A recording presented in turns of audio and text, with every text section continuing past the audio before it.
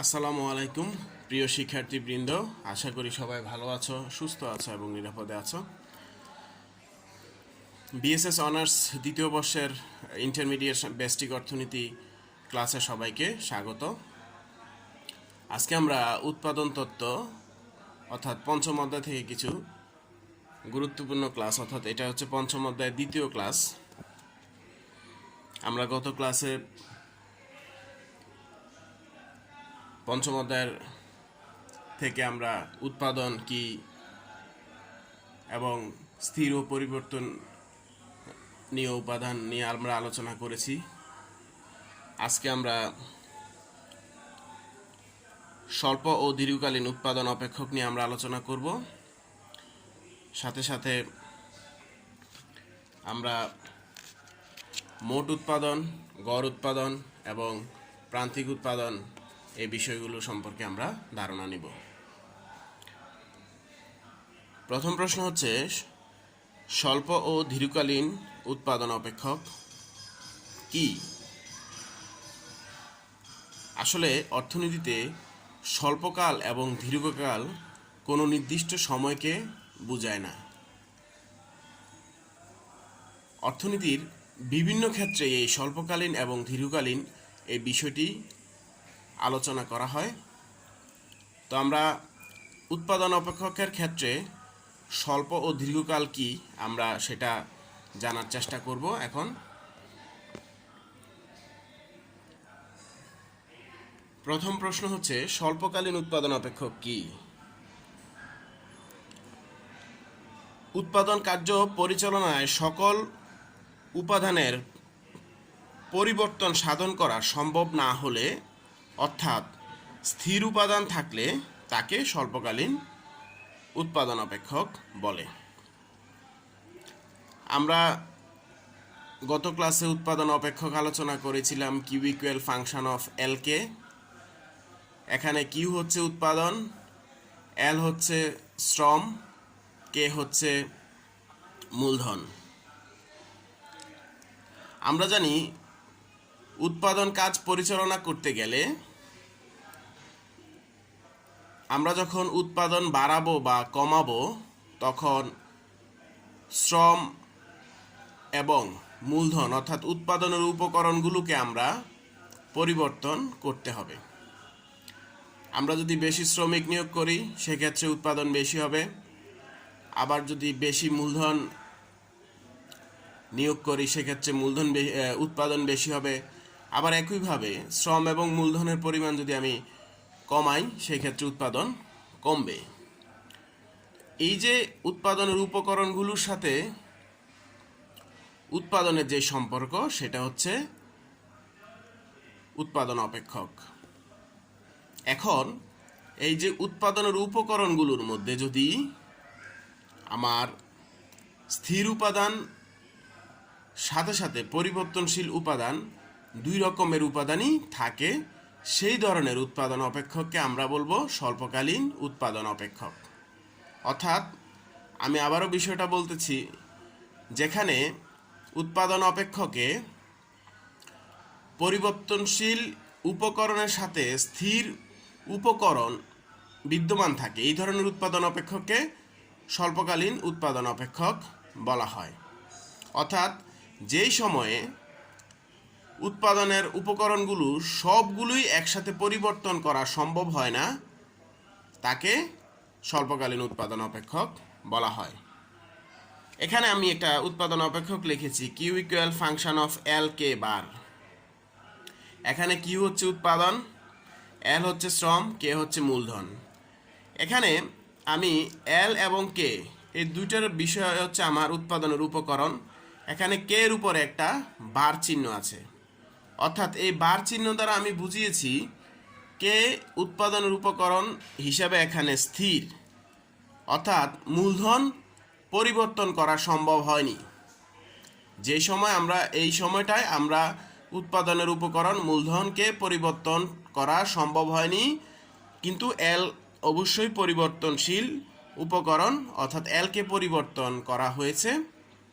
তাহলে এখানে যখন স্থির উপকরণ থাকে, সাথে সাথে পরিবর্তনশীল উপকরণ থাকে, সেই জন্য এই উৎপাদন অপেক্ষককে আমরা স্বল্পকালীন উৎপাদন অপেক্ষক বলবো। আশা করি বিষয়টা ক্লিয়ার। তাহলে দীর্ঘকালীন উৎপাদন অপেক্ষক কি? উৎপাদন কার্য পরিচালনায় সকল উপকরণের পরিবর্তন সাধন করা সম্ভব হলে, অর্থাৎ সকল উপাদান পরিবর্তনশীল থাকলে তাকে দীর্ঘকালীন উৎপাদন অপেক্ষক বলে। এখানে কিউ ইকুয়াল ফাংশন অফ এল কে পূর্বের মতোই, কিউ হচ্ছে এখানে উৎপাদন, এল হচ্ছে শ্রম, কে হচ্ছে মূলধন। এখানে এল এবং কে কোনোটার উপরেই কিন্তু ভার চিহ্ন নাই, অর্থাৎ এল এবং কে দুটোই পরিবর্তনশীল। তাহলে এখানে উৎপাদনের উপকরণ এল এবং কে দুটোই পরিবর্তনশীল, এই কারণে এই ধরনের উৎপাদন অপেক্ষককে বলা হবে দীর্ঘকালীন উৎপাদন অপেক্ষক। তাহলে আমি বিষয়টা আরও একটু স্পষ্ট করি, যতদিন পর্যন্ত আমি এই উৎপাদনের সকল উপকরণ পরিবর্তন সাধন করতে পারবো না, ততদিন পর্যন্ত সেটা স্বল্পকালীন থাকবে। যখনই আমি সকল উপকরণগুলো অর্থাৎ সকল উপাদানগুলো আমি পরিবর্তন করতে পারবো, তাকে দীর্ঘকালীন উৎপাদন অপেক্ষক বলা হবে। তাহলে এ হচ্ছে স্বল্পকালীন এবং দীর্ঘকালীন উৎপাদন অপেক্ষকের মূল পার্থক্য। পরবর্তীতে আমরা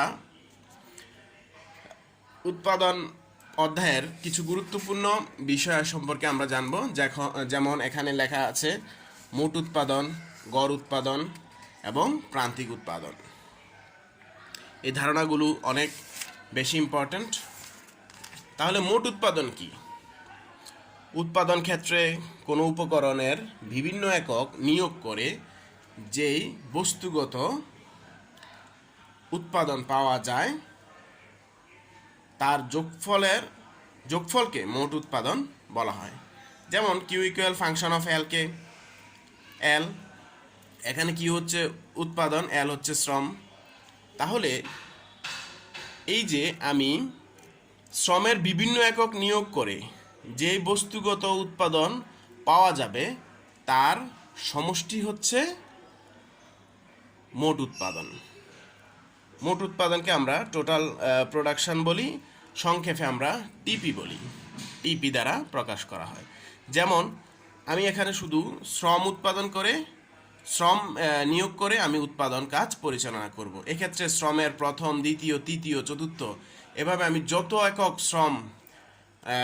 শ্রম নিয়োগ করি, সেই ক্ষেত্রে এই শ্রমগুলো থেকে যত একক উৎপাদন আসবে, মনে করলাম প্রথম ক্ষেত্রে 10 একক আসে, দ্বিতীয় ক্ষেত্রে 8 একক, তৃতীয় ক্ষেত্রে 6 একক, এভাবে 8, 10, 6 যোগ করে আমি যে উৎপাদন পাবো সেটা হচ্ছে মোট উৎপাদন। আর গড় উৎপাদন কি? তাহলে মোট বস্তুগত উৎপাদনকে নিয়োজিত উপকরণের পরিমাণ দ্বারা ভাগ করলে যে ফল পাওয়া যায় তাকে বলা হবে গড় উৎপাদন। গড় উৎপাদনরা আমরা অ্যাভারেজ প্রোডাকশন বলি ইংলিশে, আর অ্যাভারেজ প্রোডাকশন থেকে সংক্ষিপ্ত রূপে এপি বলতে পারি। তাহলে আমরা এপি সূত্র হলো সংজ্ঞা অনুযায়ী কিউ বাই এল, অর্থাৎ মোট উৎপাদনকে আমরা নিয়োজিত উপকরণ দ্বারা, এখানে নিয়োজিত উপকরণ কি? শুধু এল। আমি এখানে শুধু এল দ্বারা এলকে নিয়োগ করছি, অর্থাৎ শুধু শ্রমিক নিয়োগ করে আমি উৎপাদন কার্য পরিচালনা করেছি, অন্য সকল উপাদানকে এখানে আমি স্থির ধরেছি। তাহলে এপি সূত্র হচ্ছে Q equal function of Q, AP সূত্র হচ্ছে কিউ বাই এল। তারপরে আছে প্রান্তিক উৎপাদন। প্রান্তিক উৎপাদনকে আমরা মার্জিনাল প্রোডাক্ট বলে থাকি। মার্জিনাল প্রোডাক্ট মানে হচ্ছে সংক্ষেপে আমরা এমপি দ্বারা প্রকাশ করি প্রান্তিক উৎপাদনকে। তাহলে মার্জিনাল উপকরণের সংজ্ঞা হচ্ছে উপকরণ নিয়োগের পরিবর্তনের ফলে মোট উৎপাদনের যে পরিবর্তন হয় তার অনুপাতকে প্রান্তিক উৎপাদন বলা হয়। এখানে Q equal function of L হয়, তাহলে MP L equal del Q by del L, অর্থাৎ ডেল কিউ মানে হচ্ছে উৎপাদনের পরিবর্তন আর ডেল এল হচ্ছে শ্রমের পরিবর্তন।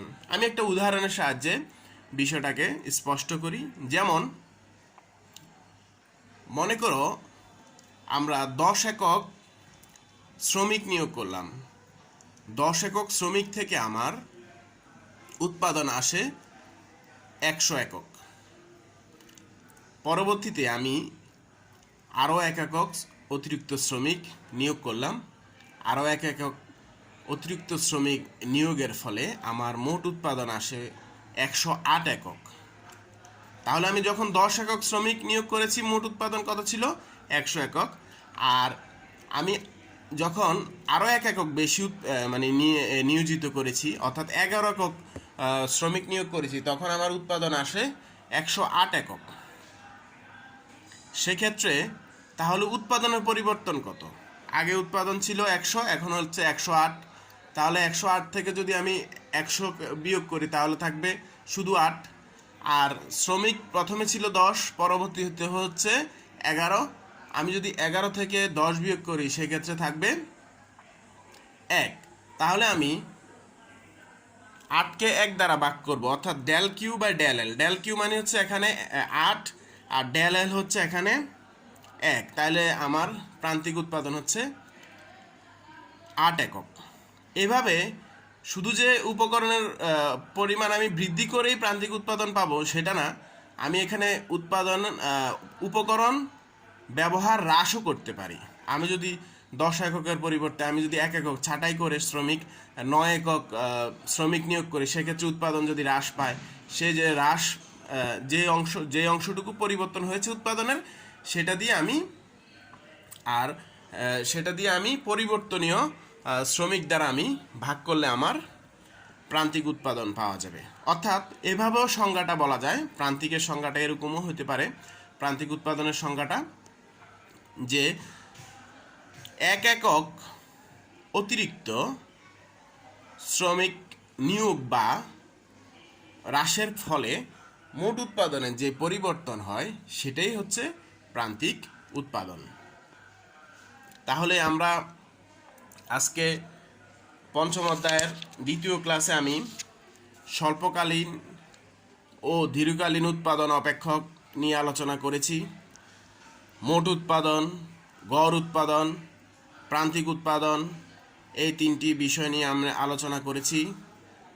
তো সবাই এই বিষয়গুলো বাসায় ভালোভাবে প্র্যাকটিস করবে। তো সবাই সে পর্যন্ত ভালো থাকবে, সুস্থ থাকবে এবং নিরাপদে থাকবে। আসসালামু আলাইকুম।